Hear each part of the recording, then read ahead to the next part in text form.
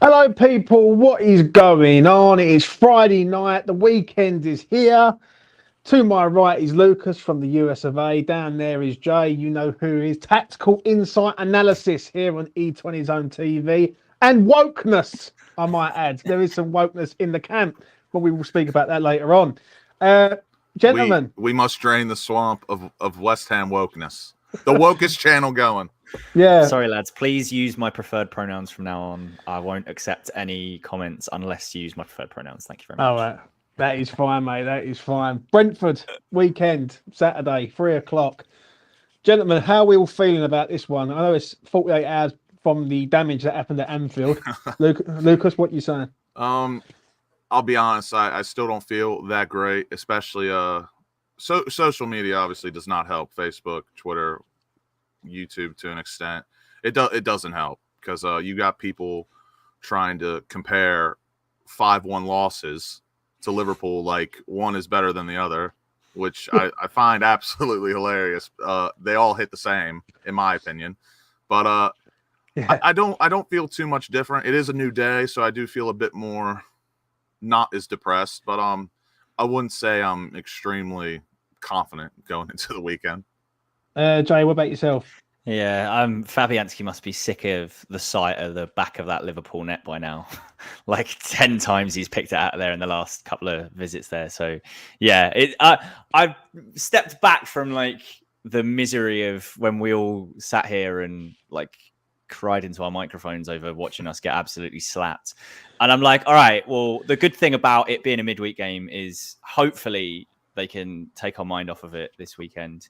It's going to be a really difficult task, like realistically. But I was just looking at the Brentford team news. Johan Wissa is out of the game apparently, and he likes a goal against us. So fortune hopefully turning our way, but you know, we'll see, won't we? Let's start off with it. Brentford, very good side. We don't win there. Yeah, we lose there quite a lot. We've won there once, and that was in the FA Cup game. How do we, Lucas, beat Brentford and stop the rot? I'll be honest. I've said this a lot on the channel, way before Jay has joined us. But I'm just a huge believer in like mentality. You just have to wipe yourself off and go again. No one feels sorry for you. If anything, everyone kind of hates you right now a little bit for the performance you put in. Second half, at least. Second half, if I'm being specific, but. They're professionals at the end of the day. They've got a job to do. They got a certain they got to uphold certain standards and morals to us supporters in the club. They just got to wipe themselves off, go again, forget about what happened Wednesday because that's in the past. No more League Cup. So yeah, they just have to. I really can't tell you tactically either, like what it is. I think it's a mix of everything. But to me, it's just you gotta be a professional and you gotta play the way you play. Stop just don't be shit. Please. There's your team talk for the weekend. Yeah. I'll go next. I expect West Ham to put in a performance tomorrow. I really do. Yeah, people are getting a bit, how can I put it? Wokey, to say the least, about West Ham. For me, yeah, I've not seen nothing of Lopetegui now. This is a game where I expect him to win. Yeah, you can say Villa, you can say Manchester City, etc. But I'm going to be straight. Going to Brentford, we should be going there with the intentions of winning. Yeah, I don't want to see West Ham sitting there and, you know, just sort of going through the motions like I did against Fulham. Against Fulham, we should have lost that game. And if we don't get our act together early in this game, we could lose this game and all. Jay, what are you saying about Brentford? Yeah, I think if we look at the first half performance in the week, right, and so that comment was perfect, right? We saw Souček play a deeper role, and in midfield, although we had Alvarez sort of running around like a headless chicken all game, we looked a lot more solid when we were defending with two banks of four and Soler doing a bit of cardio in front of him. It looked a lot better. So it's the first time we actually looked like we had defensive shape and they weren't just passing through the middle. Identity. And we were unlucky to concede that first goal. So there are some positive signs. I don't want to sit here and say it was all like rainbows and unicorns because it wasn't. It wasn't a fun watching that second half.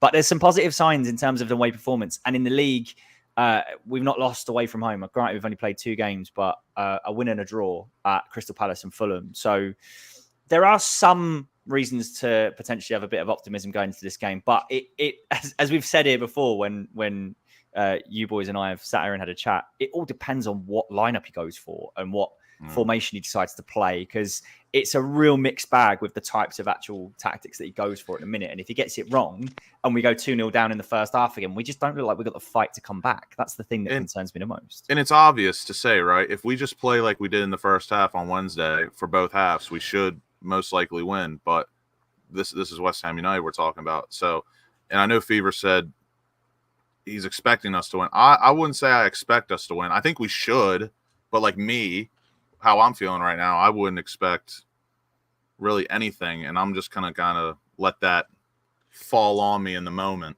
I think I'm expecting a performance more than anything. I think we need to perform. I hope, for me personally, I hope we can put in that same performance we did first half on Wednesday, and then as long as we can put in a quarter of that in the second half, I think we can do the job.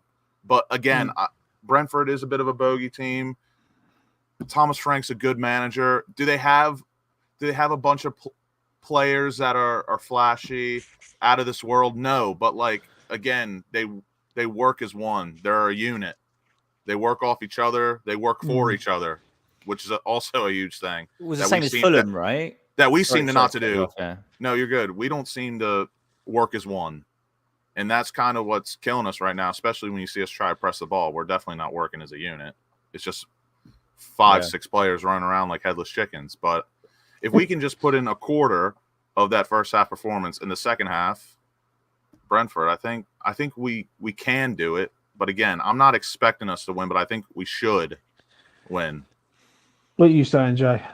Yeah, I can't agree more. Sorry, what I was going to add on, because I thought Lucas had stopped talking, was it's the same idea as what Lucas just said as when we played Fulham. Fulham are not like a blockbuster Hollywood top quality Premier League side, but Marco Silva has done a great job there, and they just looked like they all knew what to do. When they countered us, they knew exactly where to be, and they hit us so quickly, and they had players in gaps and in spaces every single time, and that's what we miss. Like we have a lot of individuals who have quality, but they're yet to show it this season. And so if you can't rely on a good team performance, you have to rely on moments of individual brilliance, which we haven't had. Like we haven't had a single one of our top players who stepped up and gone, right, I'm going to be the person to make this happen. You look at when we beat Palace and we got a lucky deflection that dropped to Souček and he scored a good ball from Kilman through to Bowen and we scored the second and we done him. So I don't think there's been a lot of individual moments of brilliance that we would potentially rely on in a game like this to go away from home and win. So I'm hoping that changes this weekend. And like I say, it's a big chance for certain players. We would imagine Guido Rodriguez is going to start in the middle. I'm keen to see him now that he's fully fit and not playing out of position as well. Like there's been a lot of Guido Rodriguez hate on the timeline, which is, he's not done anything great since he's joined. But you got to remember in his first couple of games, he was unfit and he was bedding into the sides. Now that he's going to probably be playing as the holding midfielder, he's fully fit and he's going to be playing in the right position as opposed to in front of Alvarez and Paqueta or whatever was going on in that first half against Chelsea. I'm excited to see what he can do. And, as far as I'm concerned, we've got to as kind of to follow on from what Lucas said, we've kind of got to just dust ourselves off and go again. And hopefully we get a better performance. So a lot of players with a lot to prove is what that's all we can do, in my opinion. There's no, in terms of someone that's played sport at a somewhat competitive level, like really that's the only mentality that I can get behind, because there's no use of sulking. Like you can only use what happened to you from last match and try and put that into some positive energy. You can't. There's no use of being negative. I get that, but I can't keep hearing excuses with Lopetegui now. Like you can't keep saying, "Oh, look at the teams we've played, and look at this, look at that." If we go to Brentford and he doesn't pull out a performance there, you've got to look at this and say this is just not right. Do you know what I'm saying? It's okay to ask the question. It seems like, and I said it the other day on the space. You boys were there. You heard the space, and everyone's kicking off about it. And it's like you can't ask no questions about him because you got to give him time. And I'm thinking, well, I don't know about that. Look at the talent that he's got, and we're not playing well either. That's another issue. That's the difference, Yeah, we're not playing well. If we was playing well and not getting results, I could go, you know what, fair enough, I can accept that.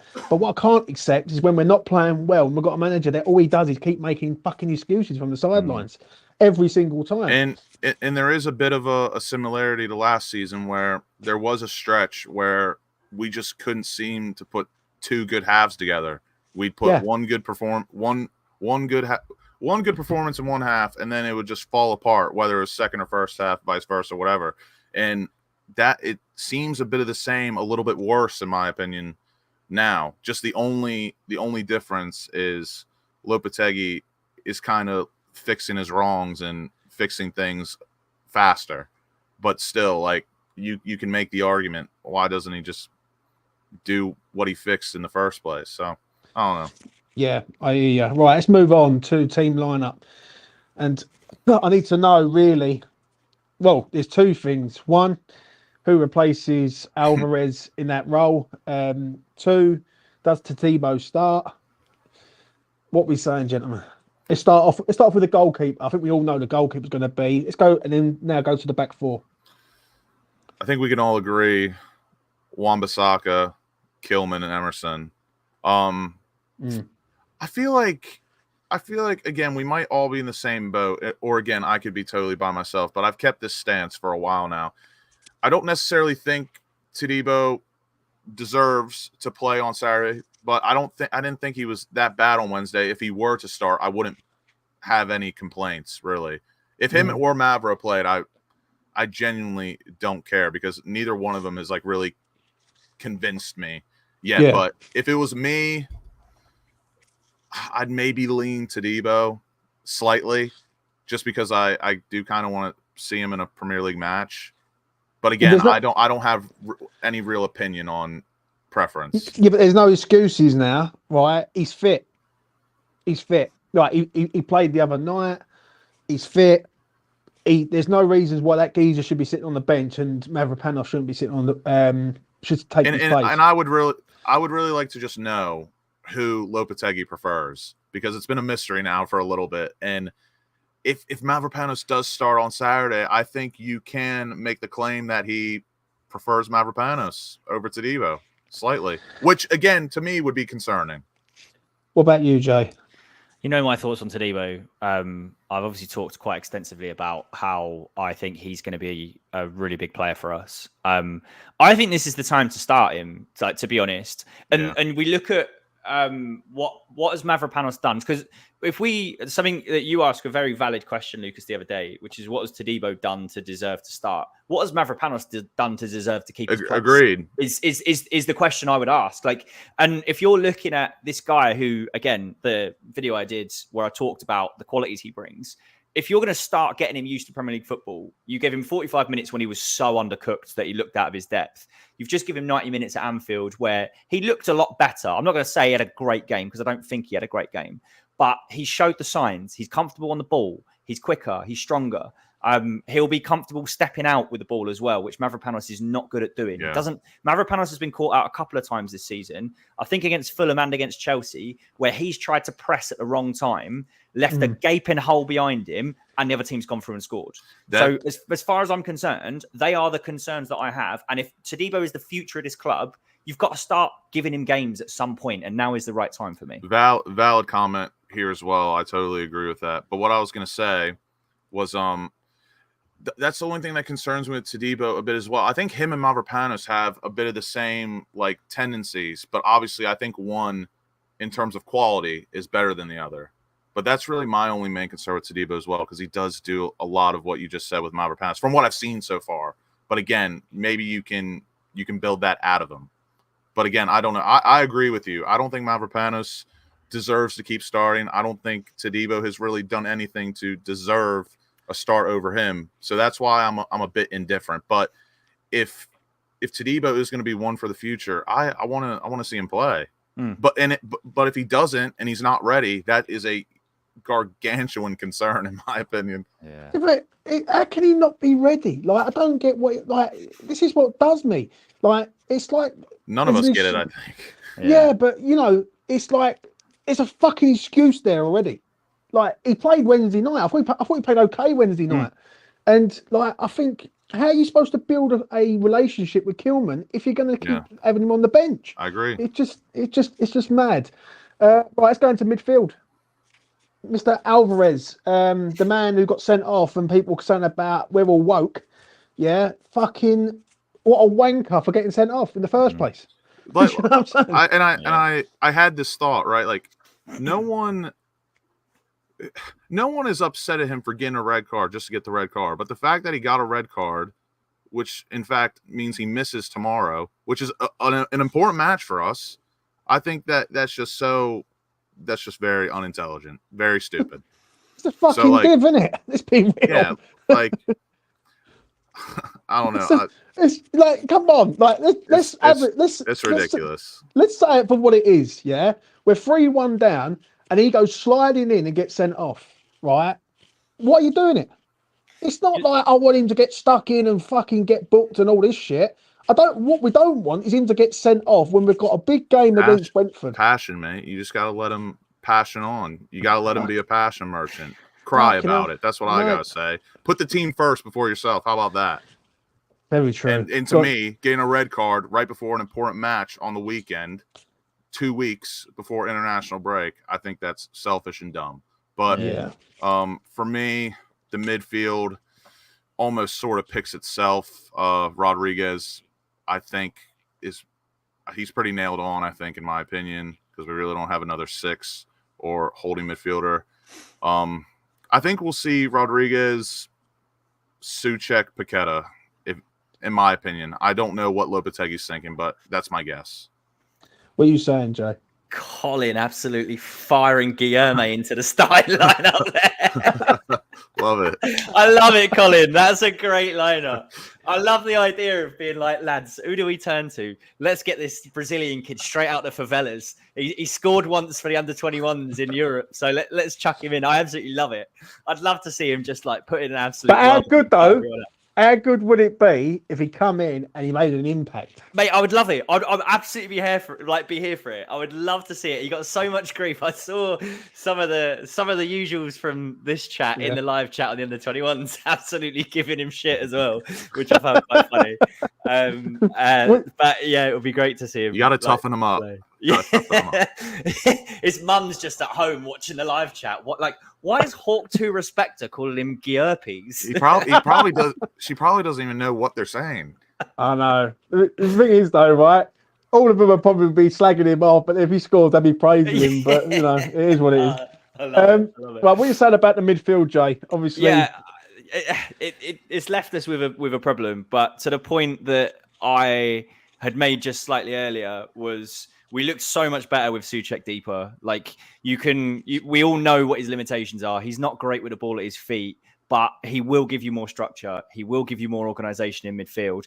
And we didn't get past through the middle as easy. Like, it was just plain to see that we were a lot better in midfield with him deeper. So I'd like to see Rodriguez and Souček. Now, I know that is slow and it will turn like slower than a U-boat, but like, if they're in the right positions and they have to go round to the flanks, I'm happy with it. Like, that's absolutely fine.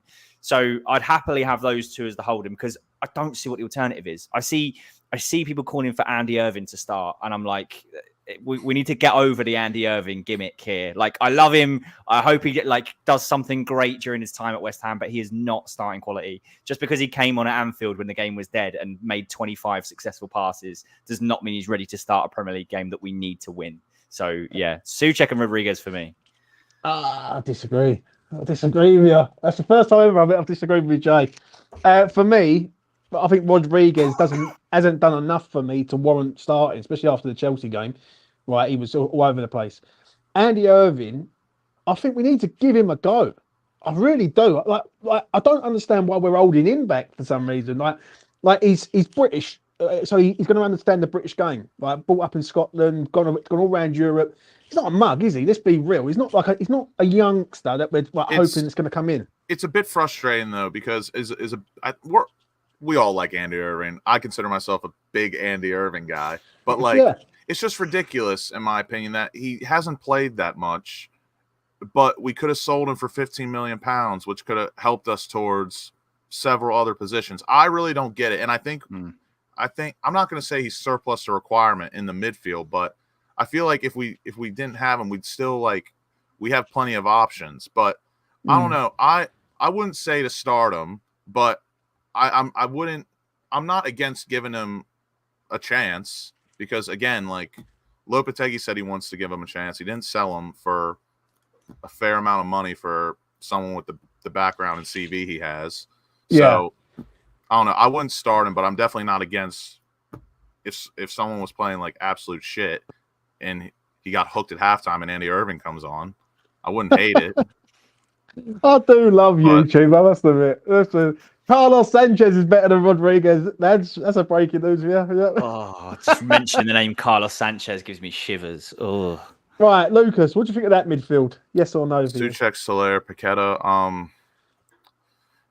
Again, in my opinion, if you're going to play Paqueta in the midfield as an 8, either in a double pivot or just someone in there as a 3, I think you need to have a bit more solidity in the 6. And Souček has performed in the 6 a handful of times when he's had to, but he's not a 6. So I don't know if him and Paqueta would be the best partnership there. But to be honest with you, because of that Alvarez red card, I'm not really against anything lineup-wise what I'm going to see on Saturday, because the red card has thrown a wrench into everything. So yeah. Right, so I'm all for ideas. Right, so let's get your final midfield then. Souček, yes. I think Rodriguez is nailed on personally. Yeah, it has to be really. I don't hate. So the midfield that was put up there with what was it, Souček, Paqueta, and Soler. Soler didn't do enough for me. He just didn't do enough, and I don't know if it's the right time to throw him in. It could prove me wrong, but I don't see him coming in this game, starting in the 10 and being the guy that we need in the number 10 position. You know my thoughts on it. If we're going to start that, I would go Souček, Paqueta, and Kudus, because Kudus would do more there. You can stick Bowen back out on the right, and you can probably start either Ings or Antonio, hypothetically, in that scenario. But I think Souček and Paqueta are nailed on. It's just that third. And for me, I do think Rodriguez is more nailed on than Soler. But again, it all depends on the tactics. If we're going to go out and press, I wouldn't be surprised if Soler starts, because I thought pressing-wise and the structure, he was all right, but he didn't really produce anything with the ball when he got it. So I don't know. It really all depends on the tactics. But I think Souček, out of all of them, is the most nailed on. He's definitely playing. Yeah, probably score and all. Clip that, people. Clip that. Right, front 3. Jared Bowen, Mohamed Kudus, Somerville. Is that the 3, yes or no? I'm going to say yes. I think it is. I think it's about a 60% chance. Yeah, I think it is, just because we saw. I tell you what, shout out Mikel Antonio for his performance when he come on off the bench, because he was everywhere. He was causing problems. He was creating stuff. It didn't result in anything, but it didn't look pretty. But it was good. Yeah, that's all we need. We don't need him to go. He's never been the prettiest footballer. Yeah. His first Premier League goal went in off his arse. He was never going to be a pretty footballer. Love that. So as far as I'm concerned, that is his role in this squad. I didn't hate what Danny Ings did, but it also wasn't an easy game for him, and he didn't get a lot of the ball. So I think you start Bowen up top in the hope that he'll get a lot more of the ball than he did against Chelsea. For me, anyway. So are you saying that 3 then? Yeah, I think so. If we're going with what I think will be Souček and Rodriguez, then I think you have to have Paqueta further forward, and you have to have Bowen at centre forward. And you would hope that's got some creativity all around Bowen that was just lacking in every department against Chelsea. So it's a tough one, because, like I said before, Brentford, they're just such a well-oiled unit. They move as one. It's hard to break them down. So everyone is either going to have to be on their A game, or we're going to have a few brilliant individual performances. and like I said, because of the red card, I really don't have when that lineup comes out tomorrow. I'm not going to complain one bit because I personally wouldn't know what to do with it. So I think the only thing I will complain about is if Somerville's on the bench. If Somerville's on the bench and he goes with Kudus on the left, Bowen on the right, and Antonio up front, I'm not going to be impressed. I'm really not. But what if he did Paqueta on the left, Bowen up front, Kudus on the right? Maybe. I don't think he sees Paqueta as a left winger. I don't see it, but I can see Somerville being. I wish he did. Harsh. Yeah, if he benches Somerville tomorrow, after Somerville was very good against Chelsea, he was decent against Liverpool, then I'm done with Lopetegui. He's a fucking idiot. Then I mean that 100%. And quote me on that and all. Anyway, clip me, bitches. Do you know what I'm saying? Right, predictions time, gentlemen. Oh, Jay. I was gonna let Jay go first. Oh, this is a tough ask to go first on this. I don't want to be that guy, but I can't see it, lads. I can't see it. I just can't see us winning. I think we're going to struggle to even walk away with a point. I think it all depends on Lopetegui's lineup. I don't trust him to pick the right lineup at this stage. I can see him benching Somerville. I can see him playing like Rodriguez, Paqueta, Soler, which I don't think will work. I can see him getting it all wrong. So I don't think we'll win the game. I think we'll probably lose 2-1. We'll probably go ahead and concede twice because that's what we like to do when we go there. So, yeah. But I hope and pray that I am wrong. But we'll see. I'll go next. I'll leave Lucas till last. I am worried about this one. I'm not going to lie. I said it the other week about Chelsea, and I'm going to say it again tonight. I think if West Ham go 1-0 down, I think we get destroyed. I don't know why. I don't have no faith in West Ham to sort of turn up in West London and turn Brentford over. I really don't. I look at them and I think, right, if we set up in a counter-attacking way, we can beat Brentford. Yeah, we can. But they've got this sort of long balls, throw-ins, and they rough teams up. They're like a old school Stoke to a point, but they know how to do it with a bit of flair.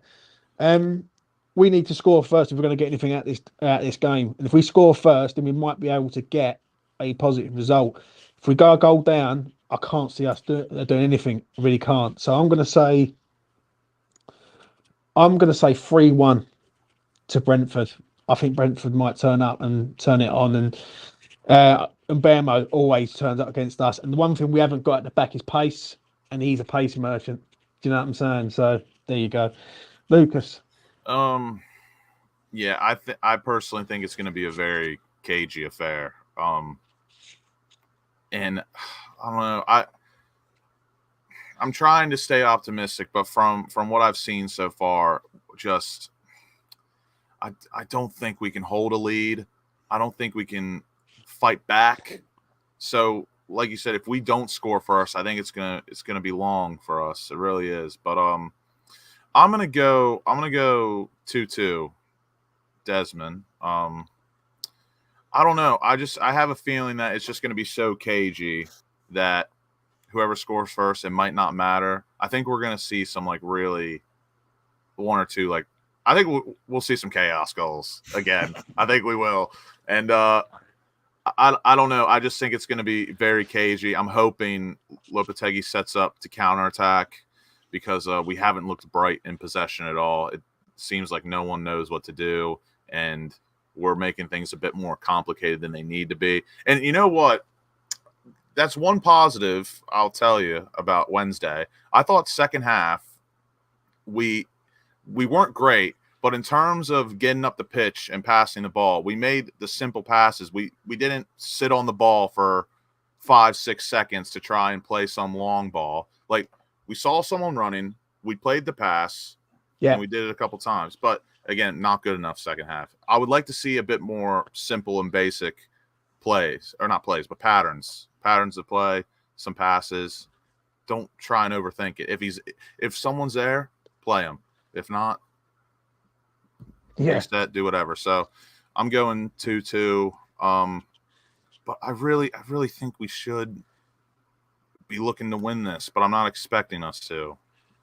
If we don't win this game and we get done, I am going to literally not go on Twitter on Saturday night. I don't think. I think it's brewing up again. I've got all your predictions. Let's talk about some news that's apparently coming out. Apparently, other sources are available. TGI Fridays, etc. Tim Steidten might be leaving the West Ham. What do you make of that, gentlemen? Who's that? Do you mind if I ask, like, who's that from? Or it's rumoured that he's going to be leaving. I don't believe he's going to be leaving. I don't believe it for 1 second, because he does interviews for us. But just want to get your thoughts on it, lads. I can't see him going anywhere. I don't see it. I seen something from Fabrizio that the board is I can't remember exactly the words he used, but they're obviously not pleased with the start so far, but he's got some time. But I don't know. I don't think he'll walk in the middle of the season. If he were to go, I think it'd be after the season. So yeah. Yeah, exactly the same. I can't see him. Why would he walk at the end of the day? Like, I don't see him walking. He's just gone on a like 150 mil shopping spree, and is that would look inexpensive trainers. Like, that would look very strange. That would look really bad on him as well. Spending all that money and then you just walk. That would be very like, I don't know. That's definitely not a good look. So I don't see him going this season. Listen, I'm gonna say this. Yeah. He ain't going nowhere, mate. Like, I'm not going to be funny. If I had any doubt in my mind that I thought he was going to leave, he's got a January shift to do as well. Yeah, he's going to go to Brazil again and get another tan. I mean, fucking very good looking geezer with a tan on, isn't he? Do you know what I mean? He did come back with Guilherme, and Guilherme's starting tomorrow, apparently, according to, I think it was Colin. Guilherme's coming on and he's scoring the winner. Fucking listen, if he comes back with a tan and a player, I can accept it. This as well. That is bad. That is a PR disaster class, if you ask me. Oh, for fuck's sake. This club, mate. It never changes. It never changes. You've got wokeness. You've got Lopetegui getting injured from the sidelines, raring with himself. That is just comical, isn't it? This right here reeks of the Sullivan double bid for Rafinha and Calvin Phillips. We tried. That's what it reeks of. 100%. 100%. Any final words, lads, before we make a move? Whoever goes to church, whatever God you believe in, whatever religion you follow, if the property is open today, early tomorrow morning, or maybe you've gone this week, just do a little praying for the mighty West Ham, because we need 3 points tomorrow. We need 3 points. I don't think a draw is good enough, but again, I don't personally believe in it, but on paper, the players we have, and I know what their best is and what it looks like, we need 3 points tomorrow. Yeah. Jay, final words from you, mate. I think I'd rip your arm off for like a scrappy 1-1. I really would. Like, I'd absolutely be delighted. We just need something. Yeah, I know. We need something to say we didn't lose. And then I think the watershed moment is next weekend. So I think this is a really important game. Don't get me wrong. But I think the huge game is next weekend, where we actually have to like show who we are as West Ham United and what is the identity of this team. But as far as tomorrow goes, if Luis Guilherme does come on and he does score the winner, I might let off a flare in my kitchen. Like, I genuinely, like, so Colin, I'm here for you, bro. I'm happy you've got the faith. But there will be images in E16 of fire brigades being called to my kitchen. Just make sure they're at least green and yellow, or one or the other. Oh, mate, I can imagine it. Fucking in East London, all the fire brigade coming out. It's Jay with his flare in his fucking kitchen, mate. What on my balcony, in my pants, green and yellow flares. Green and yellow flare. Brazilian flag, and then crossed irons over the flag, painted on your chest. Oh, mate. God. What a guy. A fucking guy. If that happens tomorrow, mate, clip this up because it will be epic. Put your bets on now. Yeah. Bets on. Guilherme, anytime goal scorer. Here we go. Right. Final word from me is big game tomorrow. No question about it. No more excuses, Lopetegui. We need a result. And at the end of the day, we need a performance also. And you've got to deliver it. Tomorrow's going to be hard, but we're going to have to get through it. It's going to be interesting to see because Brentford, this bastards at their gaff, we just never win there. So yeah, smash a like on the video, subscribe to T20 Zone TV, hit notification bell and all that. Me and the boys will be back tomorrow to cover everything, the good, the bad, and hopefully the win. And we'll see you there. Also, from the members, I'll be doing a betting video. I'll be up later tonight or first thing in the morning on the game. I've got some few bets where yellow cards could come in handy. Let's hope get some winners at the weekend. Anyway, from me to you, take care of yourselves and each other.